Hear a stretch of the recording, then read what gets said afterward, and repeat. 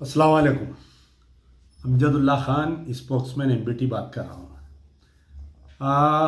आज जो है, जैसा ही तेलंगाना के इलेक्शन करीब आ रहे हैं, एक्सपेक्टेड इलेक्शंस जो है नवंबर और दिसंबर में होने के इम्कानात है। तो हमारे तेलंगाना के सबसे बड़े व्यापारी ये रोड पे निकले हैं। 5 साल तक तो इनको मुसलमान याद नहीं है, मुस्लिम मसाइल याद नहीं है। आलेर एनकाउंटर से लेके हालिया जो नारायण खेड़ जो वाक़ये पेश आए, इसमें जो है आज की नरसापुर का जो वाक़या पेश आया, आज की तारीख़ तक इनको मुसलमान याद नहीं है। आज जो है बड़ी जज्बाती तकरीर में जनाब असदुद्दीन ओवैसी साहब आज सदाशिव पेट गए थे। सदाशिव पेट जो है वो संगारेड्डी का इलाक़ा है। संगारेड्डी एमएलए लगता है जग्गा रेड्डी, जो कांग्रेस से ताल्लुक़ रखता है। तो सबसे पहले मुझे ये सुन के हैरत हुई कि आज मजलिस इत्तेहादुल मुस्लिमीन के स्टेज पे जमात इस्लामी हिंद के लोग हैं, जमीयतुल उलमा हिंद के ये लोग हैं। तो आप बतलाइए कि ये फिर से जमाबंदी सफ़ाबंदी चालू हो गई है। पता नहीं कि क्या स्टेट की जमात इस्लामी या मरकज़ की जमात इस्लामी की इजाज़त से संगारेड्डी की जमात इस्लामी मजलिस के स्टेज पर गई या नहीं गई, नहीं मालूम। इसकी वजाहत जो नए जमात इस्लामी के सदर बने हैं उनको चाहिए कि इनकी वजाहत करना चाहिए कि क्या मजलिस इत्तेहादुल मुस्लिमीन एक सियासी जमात है, जमात इस्लामी एक मज़हबी जमात है। तो हमेशा से ऐसा होते आ रहा है कि मजलिस इत्तेहादुल मुस्लिमीन के इशारे पर जमात इस्लामी नाचती है। चाहे जब हामिद मोहम्मद खान साहब इसके सरबराह थे, जब तो माहौल और ही ख़राब हो गया था।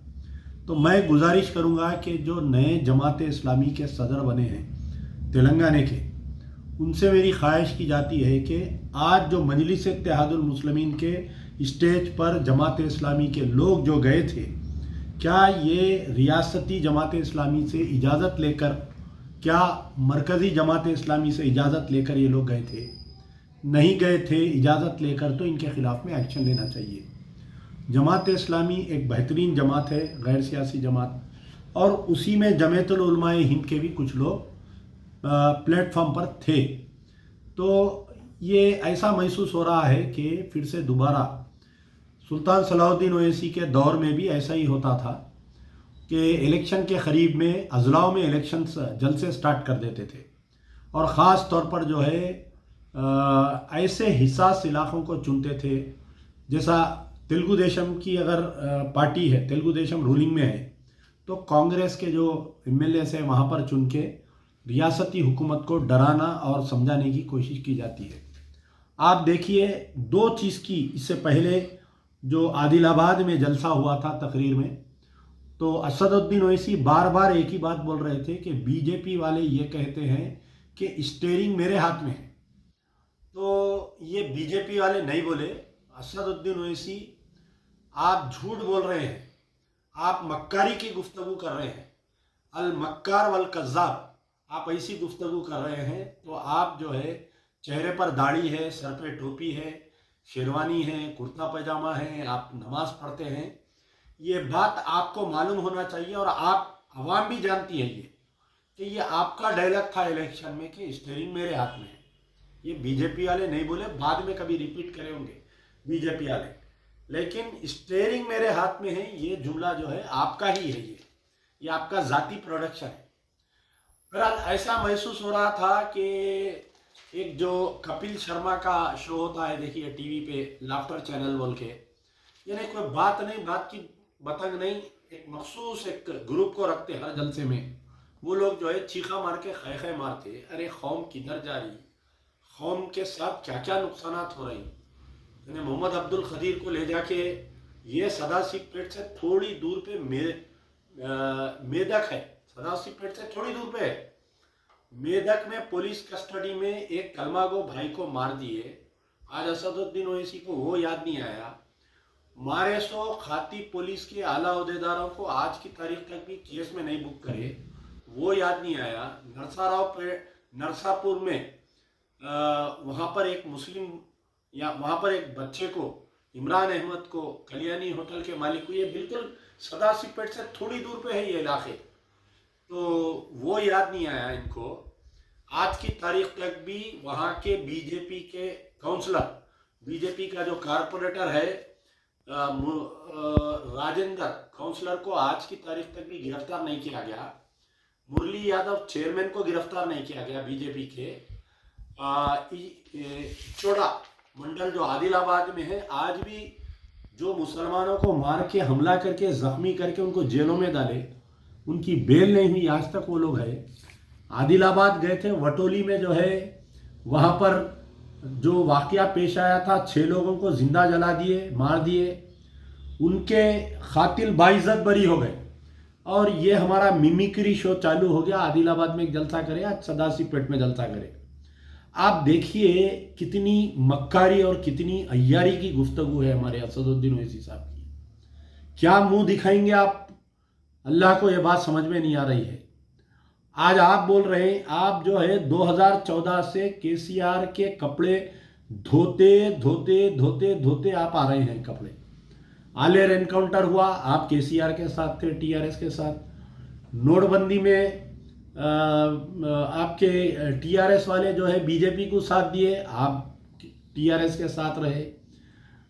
हाँ, जुल्म की इंतहा ये हो गई कि शरीयत में मदाखलत हो गई, ट्रिपल तलाक में शरीयत में मदाखलत हो गई, और टीआरएस पार्टी बीजेपी की तायद करी, आप टीआरएस के साथ रहे। सदर जमहूरिया इलेक्शन में टीआरएस बीजेपी के साथ रही, आप टीआरएस के साथ रहे। नोटबंदी का तो मैं जिक्र किया। आर्टिकल 370 कश्मीर में 2 साल तक नंगा नाच होते रहा, यानी कश्मीर में ज्यादातर आबादी मुसलमानों की है, घर से नहीं निकलने दिए। हम तो 3-3 महीने का लॉकडाउन गुजारे, वो लोग जो है 5 साल लॉकडाउन गुजारे। TRS was with BJP, MIM was with TRS. आप किसको समझाने, आप क्या बोलना क्या चाह रहे हैं, आपका मकसद क्या है बताइए। आज के जलसे में आप बोल रहे हैं कि 6 किलोमीटर पुराने शहर में मेट्रो नहीं आया। ये मेट्रो की मुखालिफत आज भी हमारे मोहम्मद अली शब्बीर जिंदा है। नागेंद्र उस वक्त पे मिनिस्टर थे, मुकेश उस वक्त के मिनिस्टर है, मुकेश का तो इंतकाल हो गया। नागेंद्र बोलते या नहीं बोलते नहीं मालूम, लेकिन मोहम्मद अली शब्बीर साहब से मैं गुजारिश करूंगा कि आप जो ये सदाशिवपेट में जो मगरमच्छ के आंसू रोए हैं, असदुद्दीन ओवैसी बोल रहे हैं कि पुराने शहर में मेट्रो नहीं आया, तो इसके लिए अगर केसीआर जिम्मेदार है तो 80% आप जिम्मेदार है, 20% केसीआर जिम्मेदार है। पुराने शहर में मेट्रो नहीं आने की वजह आपके 7 एमएलए है, पुराने शहर की आवाम आपको 7 एमएलए, 2 एमएलसी, 40 कारपोरेटर, एक मेंबर ऑफ पार्लियामेंट दिए आपको। आज आप ठहर के बोल रहे हैं कि केसीआर साहब जो है बजट नहीं दे रहे हैं। वो कहाँ की दे रहे हैं बजट, वो कौन सी की न्यू सिटी में दे रहे हैं, हमारे घरे नहीं दे रहे हैं। तो कहीं ना कहीं आपकी क़यादत कमज़ोर मजहूल क़यादत हो गई ना। आपके भाई लीडर ऑफ द अपोजिशन है अकबरुद्दीन ओवैसी साहब। आप आज भी, मैं बोल रहा हूँ, आपको चैलेंज कर रहा हूँ, अगर आप मर्द हैं, अगर आप में दम है असदुद्दीन ओवैसी, तो कल आप बोल दो अगर मेट्रो रेल का बजट सैंक्शन नहीं होगा, हम जो है आने वाले इलेक्शन में बताएंगे तुम्हारे को, हम 50 सीट डालेंगे बोल के आप ऐलान करो। केसीआर साहब कल शाम तक बजट सैंक्शन देते या नहीं देते देखो। आप खुद नहीं चाह रहे पुराना शहर तरक्की होना, आप खुद नहीं चाह रहे कि ओल्ड सिटी तरक्की होना। आप अपने काम निकाल लेते जाके, केसीआर साहब कने जाके आप मेडिकल कॉलेज के फाइला लिख जाके साइना करा लेते, डेंटल कॉलेज के फाइला लिख जाके साइना करा लेते, इंजीनियरिंग कॉलेज के साइना करा लेते, आरोग्यश्री के पूरे सीएमआरएफ के फाइला जो दक्कन मेडिकल कॉलेज असरा हॉस्पिटल में इलाज हो रहा वो आप साइना करा लेते। अपनी मतलब के पूरे काम ले रहे हैं आप केसीआर से, केटीआर से, और आज आके बोल रहे हैं कि आप मेट्रो रेल नहीं दिया। देखिए आप दलित बंधु स्कीम आके आज तकरीबन दुबा का इलेक्शन में ऐलान हुआ, आप क्या कर रहे हैं भाई बताइए। हर खानदान को, अफराद खानदान को 10 लाख रुपए दिए जा रहे हैं, हर दलित को 10 लाख रुपए हर दलित को दिए जा रहे हैं। फिर आप बताइए इसमें कोई बैंक गारंटी नहीं है, डायरेक्ट लोन है, फिर उसमें 70 to 80% सब्सिडी है। मुसलमानों के लिए माइनॉरिटी फाइनेंस कॉर्पोरेशन से 50 करोड़ ऐलान करे, आज 6 महीने होने को आ रहा है, एक को भी दरखास्त नहीं। डिस्ट्रिक्ट में हर मंडल लेवल पे 2 जनों को लोन सैंक्शन हुआ। आपकी क़यादत कहाँ गई बताओ। आप पहले तो आप अवाम से माफ़ी मांगो आप कि भाई जो 8 साल केसीआर मेरे को बेवकूफ़ बनाया, मैं बेवकूफ़ बन गया। केसीआर मेरे को चॉकलेट दिया, मैं चॉकलेट चूसते रह गया। केसीआर मेरे को पीपरमेंट दिया, मैं पीपरमेंट चूसते रहा। मैं केटीआर से ट्वीट ट्वीट खेलते रहा। 8-9 साल निकल गए, ना तो मैं मुसलमानों को मुस्लिम बंधु स्कीम दिला सका, ना मैं कमिश्नरेट वक्फ बोर्ड को कमिश्नरेट दिला सका, ना मैं 5 साल में वक्फ बोर्ड का दफ्तर का लाख खुला सका, ना मैं आलेर एनकाउंटर में जो मार दिए मुसलमानों को, एनएचआरसी की रिपोर्ट आई कि इनकाउंटर फर्जी है, मैं वो रिपोर्ट इंप्लीमेंट नहीं कर सका। आलेर एनकाउंटर के खाती पुलिस वालों को मैं जो है उनको कैफर किरदार तक नहीं पहुंचा सका। मैं खदीर के खातिलों को गिरफ्तार नहीं करा सका। मैं इचोड़ा में जो मुसलमानों के साथ कत्लेआम हुआ उन खातिलों को मैं कुछ नहीं कर सका। जख्मी मुसलमानों को रिमांड कर दिया, मैं कुछ नहीं कर सका। जो जख्तियार में जो वाकया पेश आया लड़की के साथ, वो एसआई को आज तक सस्पेंड नहीं करे। मेरी कमज़ोर क़यादत है, मेरी नामर्दों की क़यादत है मेरी, इसलिए जो है मैं हुकूमत को डरा नहीं सक रहा हूँ। बोल के आप ऐलान करो, आप माफ़ी चाहो, आप अवाम से आप आके इलेक्शन में ये जलसों में आप समझ रहे हैं, एक चंद आप देख लीजिए हर जलसे में एक ग्रुप रहता है, चीखा मारने का ग्रुप, चीख मार ग्रुप बोलते हैं उसको। खाली इन्हों क्या बोल रहे हैं उनको नहीं समझ में आता। इन्हों मोदी के बारे में एक डायलॉग मारते उन लगा चीखा मार रहे, कौम किधर जा रही मेरे भाई, समझो आप। आज आप आके मगरमच्छ के आंसू रो रहे हैं कि सेक्रेटेरिएट की मस्जिद नहीं बनी अभी तक। आप बोल रहे हैं मेट्रो रेल नहीं आया अभी तक। आप बोल रहे हैं दलित बंधु के ऐसा मुस्लिम बंधु स्कीम नहीं आया। 2,500 करोड़ रुपए मुसलमानों का, 2.5 लाख करोड़ रुपए मुसलमानों का बजट है, मैं 900 करोड़ रुपए पूछा मैं। तो आपकी औकात केसीआर साहब कहने क्या है, इससे अंदाजा लग रहा। आप भी खाली फोटो के लीडर है। आप केसीआर का खजूर खाए, फोटो लिए, बाद में हका लिए केसीआर आपको। हाँ, आज आके आप बोल रहे हैं कि देखिए असदुद्दीन ओवैसी आज तकरीर में बोल रहे हैं कि मैं तीनों का भाईजान हूं मैं, यानी बीआरएस के कहते, कांग्रेस के कहते, बीजेपी के नु भाईजान है। भाईजान तुम कहाँ थे जब आलेर में मुसलमानों को मारे, जब भाईजान तुम कहाँ थे खदीर का कत्ल हुआ, जब भाईजान तुम कहाँ थे। अरे भाईजान तो इन लगा हो गए ना, तुम्हारे को लिड़ा लिड़ा के मार रही, गली गली करके मार रही। तो भाईजान क्या बीजेपी वाले हो गए तुम्हारे या नहीं हो, बताओ आप मेरे को। फिल्मी डायलॉग की तरह आप आके तकरीर में बोल रहे हैं कि मैं तीनों का भाईजान हूँ। बेचारे मासूम मुसलमान जो अनपढ़ लोग सामने बैठे हुए चीखा मार रहे हैं, आपको हंसी मजाक हो रहा। और एक बोल रहे हैं आपके, अच्छा और एक बात बोले हमारे असदुद्दीन ओवैसी, इनके बाप दादा कुर्बानियाँ दिए कहते। क्या कुर्बानियाँ दिए आप बताइए। आप पैदा हुए मुंह में सोने का चमचा लेके, आप जाके लंदन में 5 साल पढ़ के आए। किसके पैसे पे आप लंदन में पढ़ के आए बताओ। आप क्या कुर्बानी दिए। लंदन में आप 5 साल पढ़ के आए, आप आते सो आते दूसरे दिन आपको चार मीनार का टिकट मिल गया, आप एमएलए बन गए। आप क्या कुर्बानियाँ दिए बताइए। बाप दादा हमारे कुर्बानियाँ दिए कहते। वो गांधी, राहुल गांधी तकरीर में बोलता, प्रियंका गांधी बोलते कि हमारा बाप मरा बम ब्लास्ट में, हमारी दादी मरी बम ब्लास्ट में। आप उनकी कॉपी कर रहे हैं। आप क्या कुर्बानियां दी आप बताइए आप। अच्छा और एक चीज ये पूछ रहे हैं कि क्या एक मुसलमान को राशन शॉप है क्या। आदिलाबाद में भी यही जुमला पूछे, सदाशिव पेट में भी यही जुमला पूछ रहे हैं कि क्या एक मुसलमान को राशन शॉप है क्या बताओ, पूछ रहे हैं।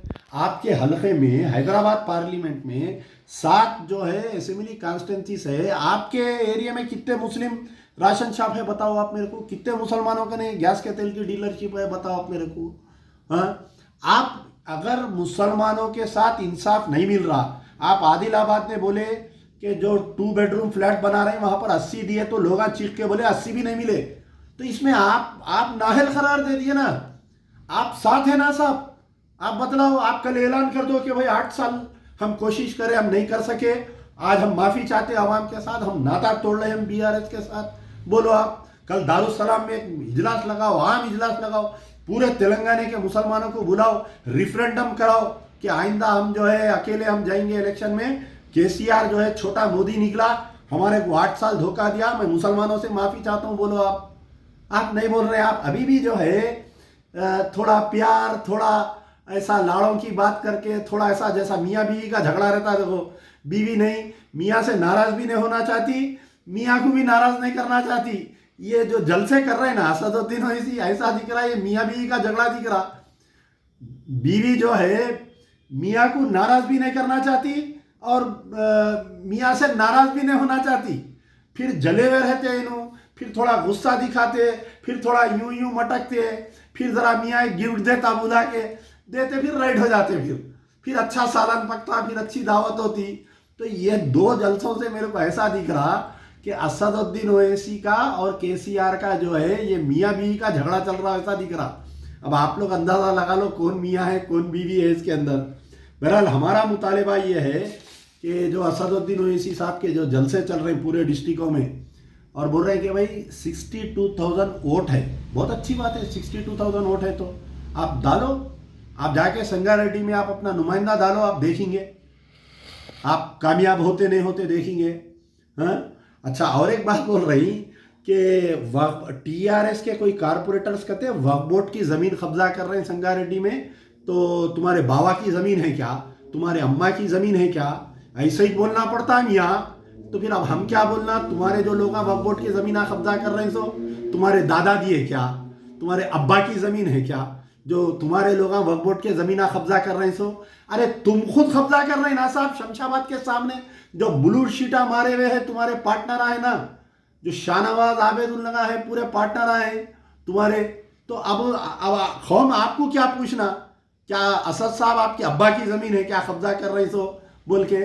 आप बताओ, टोली मस्जिद करे पूरे शादी खाने बन गए, हाई कोर्ट का ऑर्डर है, बेचारे वो हमारे उस्मान अल हाजिरी साहब लड़ लड़ के अकेला तनाव तकदीर बेचारा लड़ रहा। अल्लाह जाहिद अली खान साहब को सेहत दे, सिवाय जाहिद अली खान साहब के कोई उनका साथ नहीं दे रही। और आप जो है संगारेड्डी में ठहर के सदाशिक पेट में बोल रही कि टीआरएस के जो कारपोरेटर कब्जा कर रही।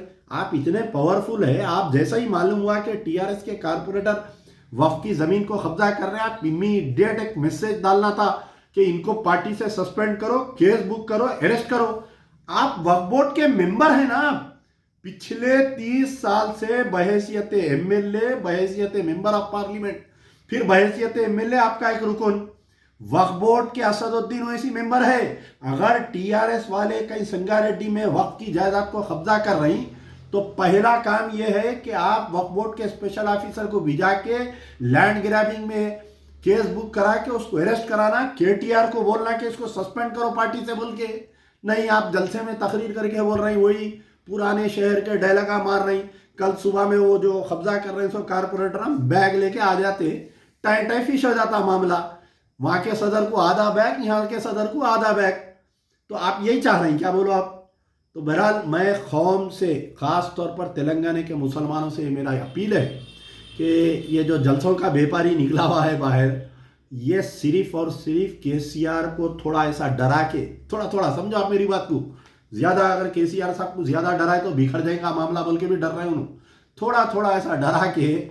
मैं एक टीआरएस के एक बहुत बड़े कायद, बीआरएस के एक बहुत बड़े कायद से मेरी मुलाकात हुई थी एयरपोर्ट पे। मैं पूछा कि क्या है, असदुद्दीन ओवैसी के तेवर कुछ बदले बदले दिख रही, कुछ बढ़के सीटा डालते बोल रही। तो उन्हें क्या बोला, अगर उन्होंने उधर की सोचे तो इधर जो है उनके 1-2 सीटा कम हो जाते। बोला उन्हें सीटों के नामा लेके बोला कि फलाने सीट टीआरएस जीतेंगी पुराने शहर में, सीट का नाम लेके बोला बहुत बड़ा आदमी है, मैं वक्त आने पर उसका नाम लेके बोलूँगा। तो ये सिर्फ और सिर्फ आवाम को बेवकूफ़ बनाने के लिए, कोई आवाम के फ़ायदे के जलसे नहीं हो रही है।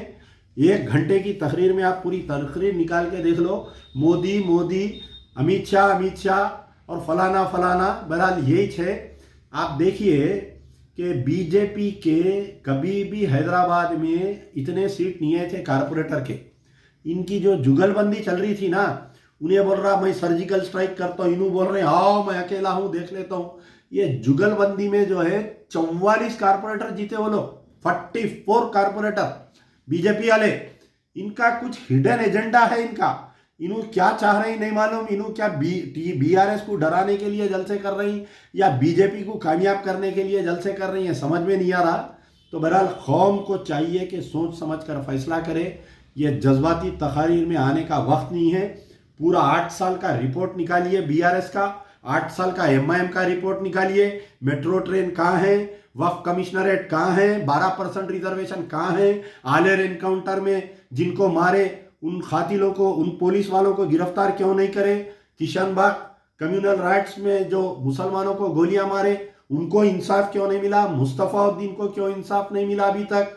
आपके खदीर का हाल ही वाकया है, जगतिया आपके संगारेड्डी के आगे जो मुकाम पे टिमरिस में बच्ची पर एक नाबालिग बच्ची को रेप करके उसको प्रेग्नेंट कर दिए, वो खातिला बाइज्जत बरी हो घूम रही, वटोली के खातिल बाइज्जत बरी घूम रही। और एक बात मुझे हैरत हुई कि एक तकरीर में सुना आज से कुछ दिन पहले, असदुद्दीन हुई थी कि मक्का मस्जिद के खातिल बाइज्जत बरी हो गए तो मरकजी रियासत जो है अपील पे नहीं गई। आप मुझे बताइए कि किस कदर अवाम को इन्हों बेवकूफ़ बना रही। देखिए मक्का मस्जिद का कस्टोडियन कौन है साहब, स्टेट गवर्नमेंट है। तो अगर मक्का मस्जिद के खातिल बाइज्जत बरी हुए हैं तो it is the duty of the state government to appeal in the high court. State government की जिम्मेदारी थी कि अपील पे जाने के लिए मक्का मस्जिद के खातिल बाइज्जत बरी हो गए तो केसीआर साहब अपील नहीं करे, वटोली के खातिल बाइज्जत बरी हो गए तो केसीआर साहब अपील नहीं करे। Task force office blast case में मुस्लिम बच्चे 12 साल जेल में थे, बाइज्जत बरी हुए तो सेकंड डे जाके इनकी गवर्नमेंट अपील करी। तो असदुद्दीन ओवैसी आ जाके मगरमच्छ के आंसू रो रही, मेट्रो रेल नहीं मिल रही हमको, हमारा हज हाउस नहीं बना, हमारा वो नहीं बना। तो ये सिर्फ और सिर्फ आपकी नाअहली और आपकी नाकारकर्दगी का सबूत है। ये आज के जलसे आप खुद अपना मजाक बन जा रही, आप खुद अपना मजाक उड़ा ले रही। अब इन्हों फेल होते, अब इनके भाई निकलते बाहर। अब उनका रहता मैं फाड़ देता हूँ, चीड़ देता हूँ, मेरे को इतने गोलियां लगे। अब ये यानी ड्रामे का पार्ट 2 का इंतजार करिए।